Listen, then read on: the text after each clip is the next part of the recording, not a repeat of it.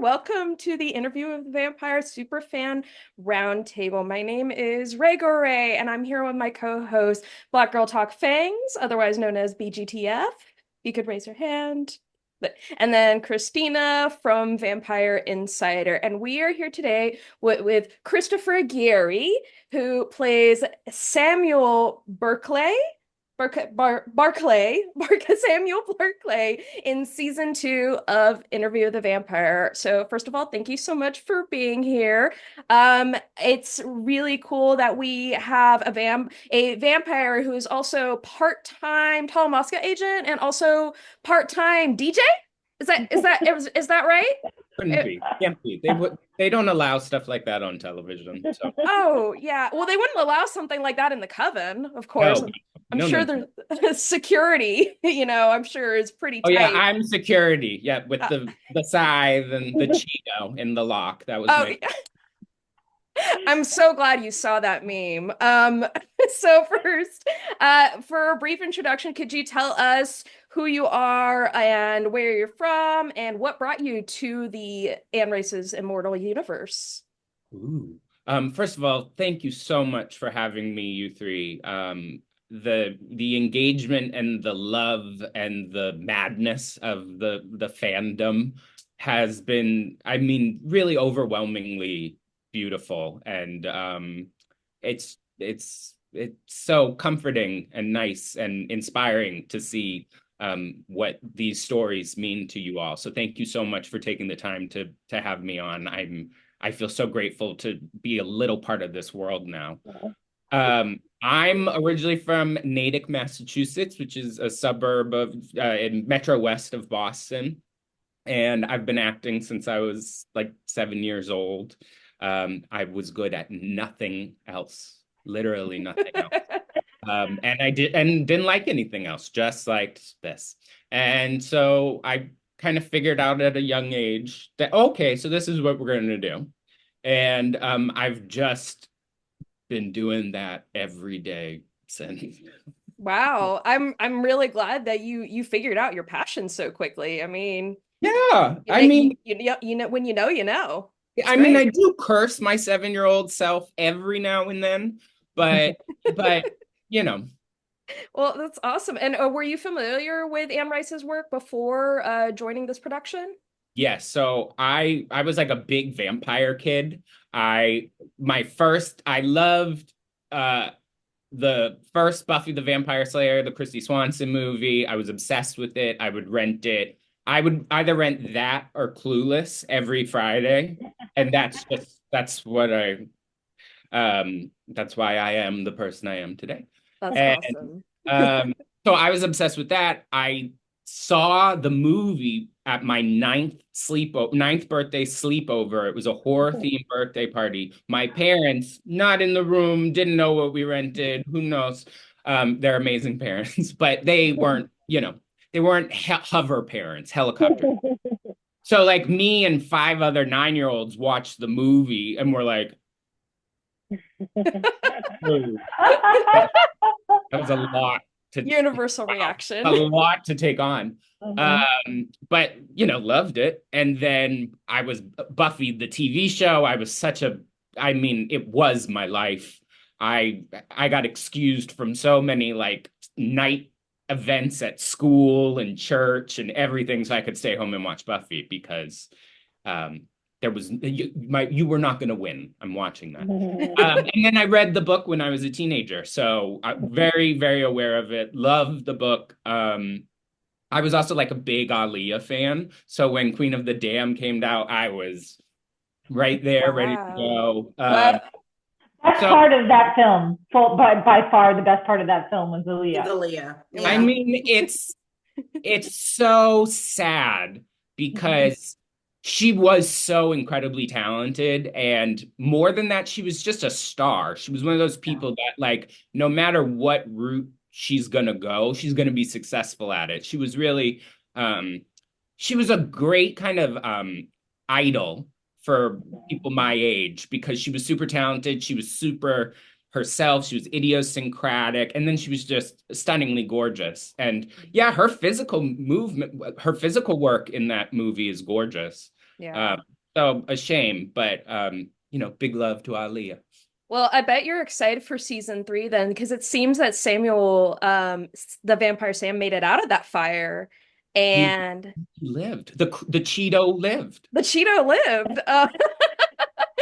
Is And that now wears, and now wears like a decorative helmet, is what we're told while he Yeah. DJs. Yeah. Or something. Yeah, he's wearing protective gear. I He's gonna don't know. need it. just in case the vampire apocalypse happens? Yeah. Yeah. But I mean, he's also he's a real theater nerd. He is a nerd. So I just if he's gonna go for it, he's gonna go all out. And he researched it, and I'm sure the helmet has like 20 different references on it, in it, you know. So I want to, you might not be able to answer this question, but I want to know, did you know about this twist going in, or was this something that came on later? Well, I first heard about it my first night in Prague. Like I landed in Prague. Roland Jones and Adam O'Byrne have been buddies of mine for over a decade. And Roland has just been such a champion of mine since I was a younger actor. And he's never led me wrong once, ever, ever, ever. So when he invites me to do something or when he thinks I should do something, I listen to him, and I'm incredibly grateful for it because you dream of meeting people as talented as he is, and then they're so kind and generous and also just a lovely, lovely person. What was your question? My question was if you knew about the twist that Oh, yeah. Sam being the Talamasca agent that would get them the scripts. So I landed in Prague. Adam and Roland called me and are like, come out for a drink. And I was like, okay. And I like put my bags down, went and met them at a bar. And we're talking about the season. We're talking just everything. And I forget how many scripts I had read at that point. I think maybe up to 5, I think. And I was just saying how excited I was to start rehearsals with the 1927. That was the first thing we did, which kind of got all the nerves out of us because we put together the plays first. So it was like, I know how to do this. I know how to be in a company of actors and offer and yell and make a fool of myself. That's sort of my specialty. And I kind of said, and then we all die, right? And we all go down. And he was like, yeah, yeah. And he looked at Adam and he goes, do I kill him? Did I kill him? And Adam was like, I can't remember. And they were like, we might have kept you alive. And I was like, oh, okay, okay. Proceeded to like have drinks and meet people. I met Hannah that night. I met Jacob. I met Sam. And then I went into rehearsals the next day, and I had it in the back of my mind, but there were a lot of moving parts. So I mean, it was in my kind of like in how I viewed everything. And I was like, I had, yes, but not, it wasn't super, super fleshed out. Got it. Well, I was curious because the Rashid Armand reveal happened midway into Assad's audition, and it kind of made him go, huh. And I feel like you have sort of that same experience where it's like, we're gonna put you in the deep end, but you don't know it yet. Yeah, so I didn't know when I auditioned for it, and when I found yeah, but they gave me a heads up in Prague. Got it. Okay. I was just curious. It was definitely there was a lot of there was a lot of talks about your character. You went from being a fan favorite GIF to memes to Tall Musk Agent to some kind of Daft Punk band. So it's been a wild ride for Sam. The first play I did with Rollin, I played 8 characters. Wow. So Wow. Yeah. and then the next time we did that play, he whittled it down to like 5. So he likes to throw a lot of I wear a lot of different hats when I work for Rollin Jones, and that's really fun. Wow.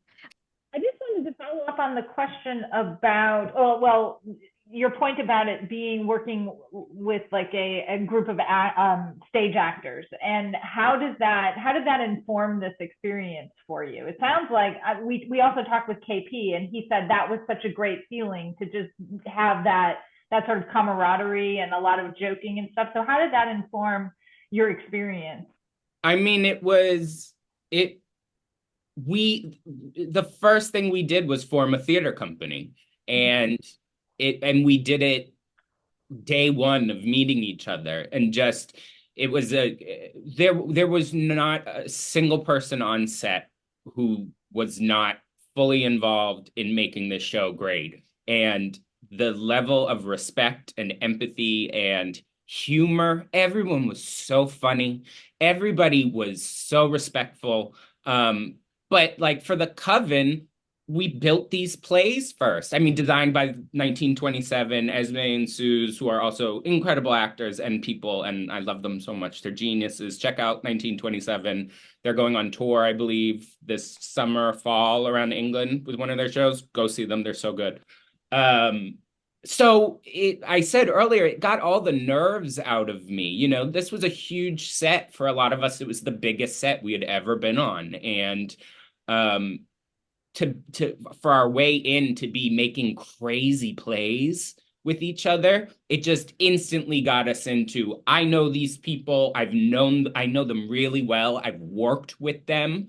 And so it instantly, you know, the first scene we shot as a group, I think, was the introduction scene. The Americans are here, fuck you. And it was just like, we were like, oh yeah, we can do this. And it wasn't overly blocked. It was very kind of just like, what would you guys be doing? And it's just like, well, I'd probably be doing this. I was like, well, I'd be getting the laundry, and it just, we knew how to fill space around each other really quickly. So it just felt like a coven really fast. And everybody was great. Everyone was talented. Everybody was funny. It was just, oh, the best. As a viewer, it felt extremely organic. So Yeah. just whatever y'all were doing was just fantastic. And I love the fact that you all had like little backstories, and you all had your things, and you weren't just like vampire number 1 in the background. You all had your own personalities, and it was so great to see, and made the second half of the book can be a little bit slow. Yeah. And so what you guys were able to do and bringing that to life was just fantastic. So thank you so much for everything that you all did. It was amazing. We were the luckiest ducks in the world. It was I didn't have a minute of not a second of unhappiness on it. It was summer camp. It was, man, getting up every morning was so great, and going to bed every night was so great, because you were going to work with people at the top of their craft. I mean, from the hair and makeup and costumes. And then Mara is a true genius, and the sets are extraordinary. And then the actors, oh my God, these actors are so talented. It's like, and you're giving me money? Like, okay, thank you. And I'm living in Prague. This is the show that makes dreams come true, you know. Oh. First, Sam got to be a vampire, then Eric got to be a vampire, then everybody got to be a vampire.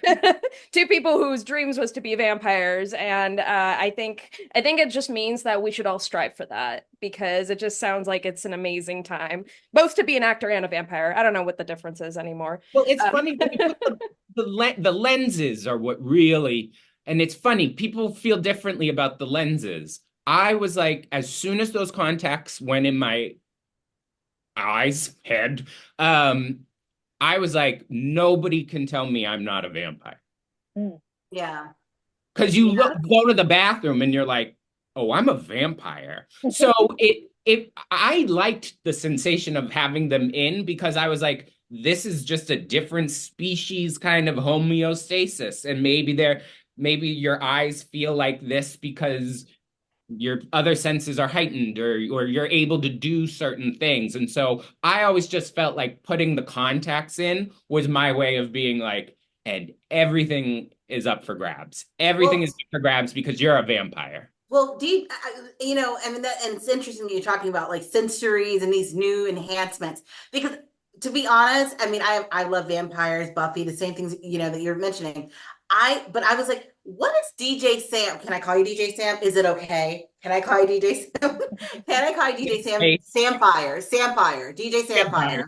Let's make that in the fandom. We're gonna manifest that. Hashtag DJ Vampire. Sampire. And what would you say would be his powers, or what powers would you want to see? You know, not if he's coming back, when DJ Sampire comes back in season 3. I know nothing, so just I know nothing. I What would you want? Right. What would you want? well, the thing is, like, I imagined some powers already, and maybe they were used in season 2, but maybe people didn't see them. Maybe, you know, maybe that's my own little mystery and secret. But I do think, I mean, he's quite cerebral. So, and when I met with Levin to talk about the character, you know, I kind of went on this tangent of basically just like saying all these like platitudes to be like, I'm so open to anything, like whatever you want, love me. And Levin was like, I think he's clinically depressed. And I was like, great, love it. Let's go with that. And so, you know, sometimes real simple answers are the best way to go. I think flying might be fun. He's an empath. He's very sympathetic. He empathizes with, you know, yeah, maybe. Well, I'm a Cancer, and we empathize, but then you know you only get so many strikes with us, and I let's apply that to Sam too. Fine, Sam's a Cancer. Do you think he would do Maybe like a crab somewhere. Do you think he would do a collaboration with the vampire Lestat? That's a good question. Hey, do you think Lestat would collab with anybody? I don't know. He's pretty wonderful on his own. True. I would like steam his clothes. Just Yes. keep on doing theatrical backstage work, basically. I could darn a sock. But he'd probably wear like fishnets. He can't do that. Well, so going back to your coven life, do you have a specific, or maybe not specific, well, yeah, do you have any favorite set stories from Prague? Oh, I mean, gosh, it was just so much fun every day. We just laughed our butts off all day. What's one that really sticks out to you? I had a lot of fun shooting we all had a lot of fun shooting the murder mansion scene. That's what I hear a lot. Because I'm sure you've heard it from someone else. We were told like, and enter the mansion, and the way the cameras were set up, it seemed pretty obvious. Like there weren't any cameras inside. They're just catching us like going into the mansion. And so, you know, all of us were excellent actors until we walked into the mansion. And then we were like, all right, I'm done.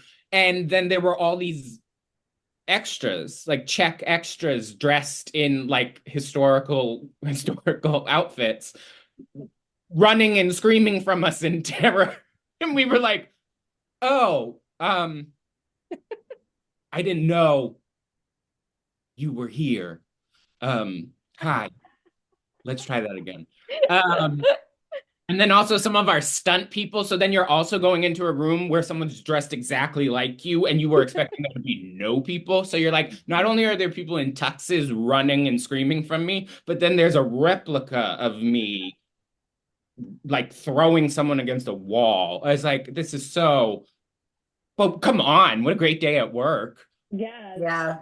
That was Yeah. really fun. And that was a night shoot. Doing the night shoot when I was the ticket taker when they first arrived at the theater was about 1,000 feet from my apartment in Prague. Oh, really? So usually at the end of a day that you're on location and then they drive you back to base camp and then you get taken home.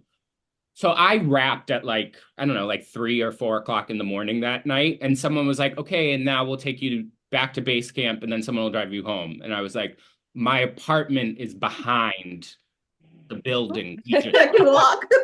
So you just I'm gonna walk home. Just go walk. They were like, no, insurance and da, da, da, da, da. I was like, goodbye, bye.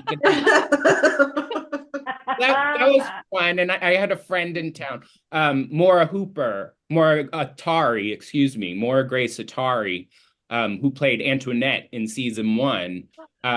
She's you a just very answered a decades-long question. This was a Yeah, huge people were speculating. Oh my People were gosh. speculating. what did I do? Wow. Oh, what did I What was Antoinette? Because she took pictures from Prague on her Instagram, and we're like, why is Antoinette in Prague? Yes, her and her husband, Aristotle Atari, who's an incredibly talented, charismatic movie star now, they came and visit. And she came to the night shoot there. And yeah. Everything. Wow, you've Full done circle. something incredible. She was there. We were expecting her at the trial. That's what we were expecting. Oh, when we did the trial and they had the cartoon of her up, I was like, "Hey, you're in this episode, kind of." And she was like, "Oh, like my picture?" And I was like, "Sort of." Kind of. She's like, "It looked like you can tell it's me right away," and I'm like, "I love you." Wow, that was the biggest reveal of. I'm texting her right after. 2 years we have been speculating that. Oh, it was like, why was Antoinette there? Why was the actress for Antoinette there? Wow, amazing. Vampire Sam all along. DJ Sampire. I got contacts everywhere. Come on. Wow. You've done a lot of stage work. Are you going to go back doing some more stage work, or where can we find you next? I think, this was such an eye-opening experience. The most of my work has been on stage. And Season 3. We got season 3. Season 3? That's one thing. or Talamasca, both. One doesn't know, but honest to God, I know nothing. I can't tell you anything. I truly know. I'm focused on Wimbledon this week. I'm really into the tennis. But just working on this show, I really fell in love with the medium, which was a surprise to me. There's something about the camera that just dares you to make really crazy choices sometimes. It's like being on the edge of I gotta jump. Like it's like bungee jumping or something that like at the last minute, my brain goes like, what if it was this? And I really loved the what it did to me as an actor and what it did to. So I'm very interested in doing more camera work and getting better at it. That's what I'm looking forward to. Yeah. Can't wait to see. Yeah. Can I just say, one of my favorite scenes in the show was with you and Delaney in the wet room. Yeah. I really love that exchange that you had. I just, it's between you and I can't wait to see you. Yeah, I know. That's what it was. Yeah, that was my audition scene. And so that was something, the writing, I understood the writing really well when I got the audition, and it was what a lovely gift that I got to have that scene, because the language is just phenomenal. And then on top of it, Delaney is an extraordinary actor. She really, really is like, she's on a different wavelength. She's an incredible actor. So I mean, I just learned so much working with her. I remember the first couple of takes, I was really thrown because she's so good. I had to step my game up, and she's an extraordinary scene partner. I think the job she did is it's unbelievable. Her relationship with Madeline, episode 6 is my favorite episode. I think it's phenomenal. But Delaney's also just a wonderful person. So getting to work with her on a scene like that, where they're both kind of childlike a little bit in that scene. They're very sort of sweet and teasy with each other. And that was something that Levin encouraged. I think he saw, Delaney and I just naturally get along very well. But I think that kind of like almost kid camaraderie comes through in that scene. And it's just a really, those human moments with the vampires are what, make you gasp sometimes. So to see them being funny, being commiserating a little, is just, it was delicious. It was really, I loved it. That was such a great day. And I love working with Delaney. She's an incredible actor. Amazing. I hear so many. Oh, sorry. Go on. Was somebody talking? No, I just said awesome. Oh yeah. Okay. Unbelievable. But you've seen them all. They're all extraordinary. Yeah. No, I hear so many good things about the production team. And like I was telling KP that it seems that the way that to make a really good show is if everybody just has a lot of fun and is respectful, and that's all you need. All you need. It's kind of simple. I think Rollin talks about having a no ass something policy. Yeah, I've seen that. And that's just true. There wasn't one. And because of that, every day was a joy. I mean, it's just when people are extraordinarily talented and kind and respectful and look out for each other, you can accomplish so much. Yeah, that's awesome. Yeah. Thank you so much for your time today. It's been really interesting learning about the Coven life, and we really look forward to seeing you in season 3. And I hope it's confirmed now. It's confirmed. It's confirmed. Yeah, sorry. DJ SAMPIRE comes back again. Yeah, it was SAMPIRE. SAMPIRE. Well, like I said, I really look forward to seeing you in season 3. That was on a press release, so you don't have a choice now. You're coming back. Back to the press release. Yeah. All right. Thank you so much. Thank you so much. Everybody in the fandom is so intelligent and funny and witty and supportive, and it really, we feel the love. Thank you so much.